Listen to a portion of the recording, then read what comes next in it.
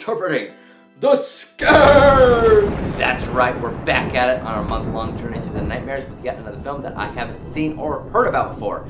And actually, this is the last film all month that I haven't seen or heard about before. Everything else I've at least, at the bare minimum, have heard about before. And actually, most of them I've seen too. But this is the last one that I was kind of clueless about. It's The Host.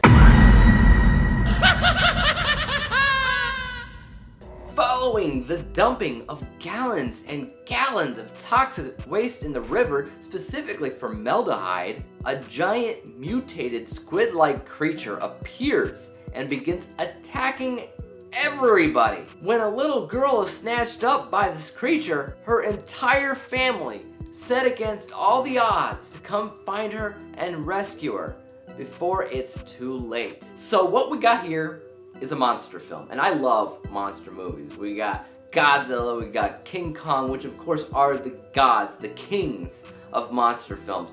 But there's also a ton of other monster films that I've loved throughout the years, like Cloverfield, Pacific Rim, at least the first one. I mean, there's some really good monster films out there, and it would take forever for me to just list them all off for you. But the most interesting thing about this film is that when I was researching it for this review, people love it. I was honestly surprised to see as many people as I did say that this is the best monster film out there, period. My jaw kind of dropped when I heard about that because, I mean, I love monster films and this is something that I never really heard about before. Sure, it's Korean, it's foreign, but regardless, I mean, obviously Godzilla was Japanese and we all know about Godzilla, and not just because the Americans made their own version. I knew about Godzilla since, well, I want to say birth.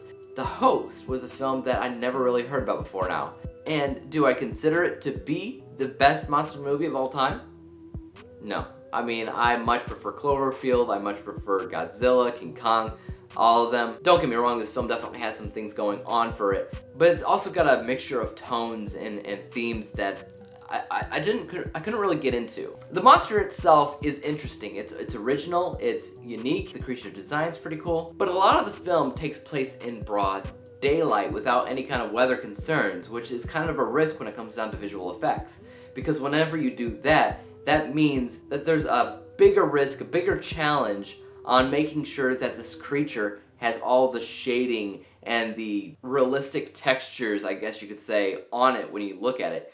And to be honest with you, I could tell from beginning to end that this thing was fake. It stood out. I mean, it didn't look real to me. I liked the design, don't get me wrong, but the quality of the visual effects looked aged to me. It looked like PlayStation graphics. It did not look good. As soon as you saw it running on that sidewalk, so the very first time that you actually saw it in motion, I was like, oh god, this is like Sharknado except for like a sea monster. So I didn't love the end result of how the monster looked, which is unfortunate because we do see it quite a bit in the film. The cinematography is actually done pretty well in this film. The way that it is shot overall, I did like, especially when it came down to all the action that you see. Anytime you see any action, anytime you see any drama or thrilling moments of the film, I think it was done well. Everything else I wasn't into, and most of that has to do with comedic moments. If you go onto any kind of movie site, IMDb, Rotten Tomatoes, anything else, usually what you'll see of this movie is that the genres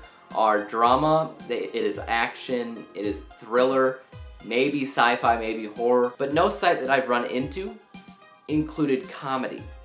Even though that seems to be kind of a big part of this movie. It gets goofy, and I don't even know why. And every time that it does, it takes me out of it. I mean, if you take a look at literally every technical aspect of this film that I rate on my grading scale, it has things that I actually love and thought were really, really, really, really well done, and moments that I thought kind of sucked. And those moments were the comedic moments. I mean, take a look at the performances. There's some truly great performances here by all of the actors. They show great range of fear, of love, of anger. And then you have performances where they're trying to be goofy and it sucks. Likewise, with the music. I love some of the moments of this film that utilized classical music.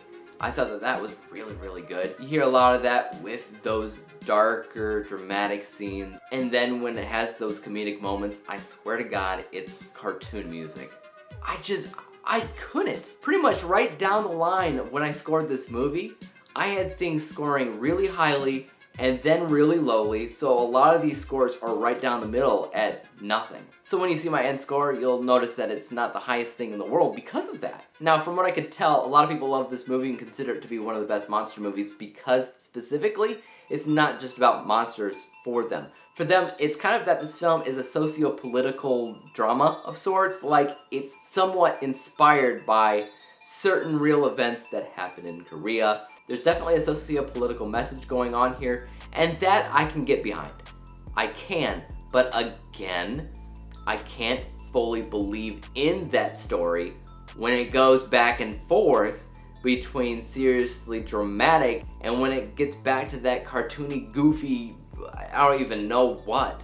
And now maybe I'm the only person that noticed this. Maybe I'm the only person that actually upset. Because every single time I was rubbing my eyes, I was just like, oh my god, when's it gonna get back to the good stuff?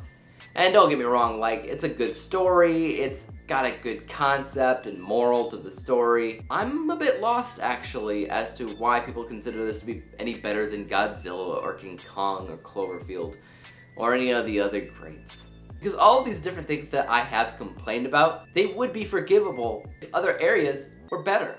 Like, for instance, I could get over the comedic parts if the look of the creature was fantastic, was really believable, was really realistic, but it's not. Like I said, to me it was kind of PlayStation-ish. But I'm not going to completely crap on the film. Like I said, it does have a good story. People were indeed right when it comes down to the socio-political messages that it has and how that actually makes the film better. So don't get me wrong, I'm just kind of stuck on a couple of things. That's why my end score is not going to be crap.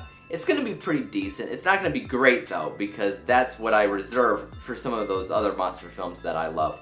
So for The Host, I rated that a B- letter grade. Final overall score of 70%. 70 out of 100 possible stars. You can tell by my unbiased score that that's the higher of the two scores because in general, it has a good idea going for it. Guys though, I would like to hear what you thought about The Host. Is this one of your favorite monster films? If it is, I would love to hear your take on it. And as for YouTube, you guys know what to do. Hit the like, hit the subscribe button, and hit the bell to be notified when I come out with my next review.